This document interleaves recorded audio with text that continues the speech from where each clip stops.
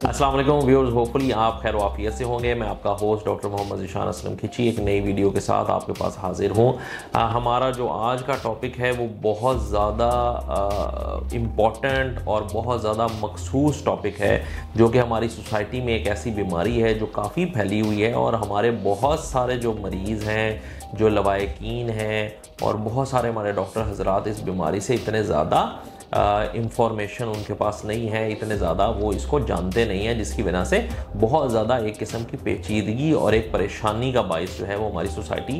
में रहता है। ये बीमारी जो है इसका नाम एंटी फॉस्फोलिपिड सिंड्रोम है, जिसको APS भी कहते हैं लोग, लेकिन असल में इसको समझने की ज़रूरत ये है कि इस बीमारी में होता क्या है। ये बीमारी एक ऐसी बीमारी है जिसके अंदर बार बार हमल गिरने शुरू हो जाते हैं। एक औरत हमारे पास आ रही हैं, मरीज़ हैं, उनका जी 3 महीने पे हमल ज़ाया हो गया, एक 2 महीने पे हमल ज़ाया हो गया, एक 4 महीने पे हमल ज़ाया हो गया और कोई वजह पता नहीं लग रही कि ये हमल बार बार क्यों ज़ाया हो रहे हैं। ऐसी बहुत सारी ख़वातीन हमारे पास आती हैं, हमारी सोसाइटी में मौजूद हैं। गायनाकोलॉजिस्ट जो जच्चा बच्चा की डॉक्टर्स वाली डॉक्टर्स होती हैं, उनके पास बहुत सारी ख़वातीन इसी मसले के साथ बेचारी बार बार जा रही होती कि हमारा हमल ज़ाया हो रहा है। याद रखें, हमल ज़ाया होने की बहुत सारी वजह हो सकती हैं, जिनमें ज़ाहिर बात है जो रहम मादर है, जो माँ के पेट के अंदर बच्चेदानी है, उसकी जो स्ट्रक्चर है, उसकी जो फॉर्मेशन है, उसकी जो शक्ल है, उसकी तब्दीली भी एक बड़ी वजह है, ताकि उसके अंदर रहम जो है वो हमल जो है वो रुकता ही नहीं है।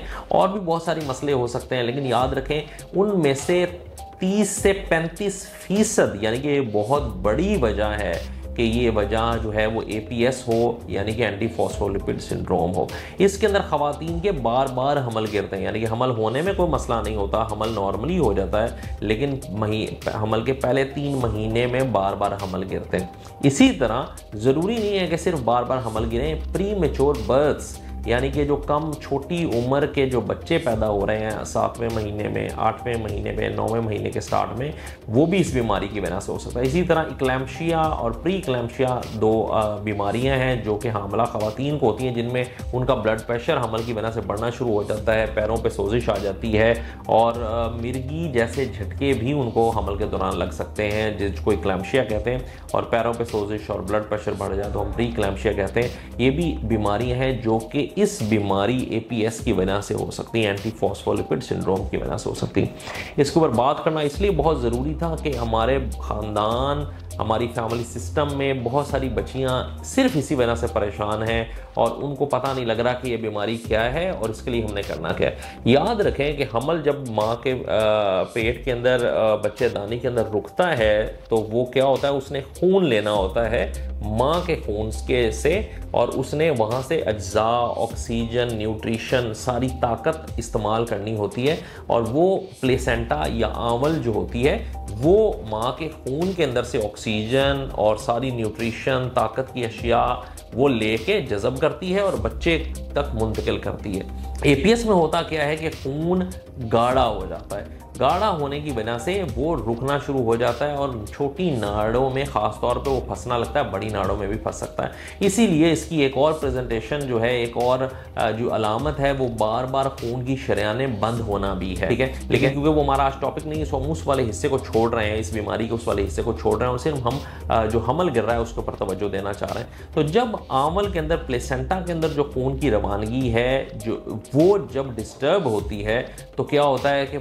जो बच्चा माँ के पेट के अंदर है उसको ग़िज़ाइयत प्रॉपर नहीं पहुँच सकती, ऑक्सीजन की मिकदार प्रॉपर नहीं पहुँच सकती, न्यूट्रिशन माँ के खून से वो जज़ब नहीं कर पाता और उसकी वजह से वो बच्चे की ग्रोथ नहीं होती और हमल गिर जाता है। तो याद रखें ये काबिल इलाज चीज़ है, ये काबिल इलाज बीमारी है और इसका इलाज बहुत ही आसान है। अगर मुस्तनद डॉक्टर इसकी तशख़ीस कर ले, APS ही डायग्नोज हो जाए, इसके मखसूस टेस्ट होते हैं वो करा लिए जाएँ और हमल वाकई बार बार गिर रहा हो और इसी वजह से गिर रहा हो, तो हम इसको खून पतला करने की बहुत आसान सी दवाइयाँ हैं जो दे के, जो हमल के दौरान चलती रहती हैं, उनसे हमल को कोई नुकसान नहीं होता, बच्चे के लिए वो नुकसानदेह नहीं होती। उससे ये जो कॉम्प्लिकेशन है हमल का बार बार गिरना, ये रोका जा सकता है। और हमारे पास बहुत सारी ख़वातीन ऐसी आ रही हैं जो बेचारी 5-5, 6-6 साल शादी को हो गए, बार बार हमल गिर रहा है, हमल नहीं हो रहा, लेकिन छोटी मोटे टेस्ट और जो ये दवाई है ये स्टार्ट करने से उनका हमल होना शुरू हो जाता है और वो माशाल्लाह अब 1-2 बच्चों की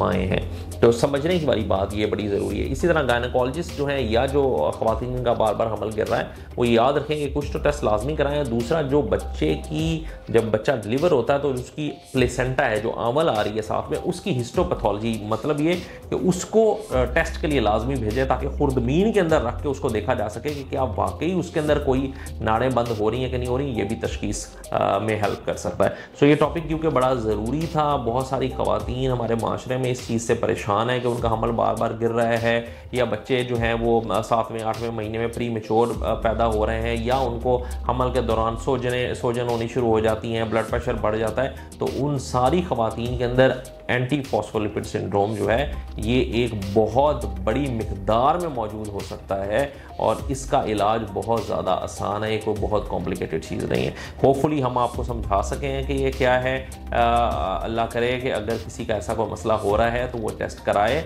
मुस्तनद डॉक्टर को दिखाए और उसका इलाज अल्लाह के करम से मुमकिन हो सके। थैंक यू, जज़ाकल्लाह।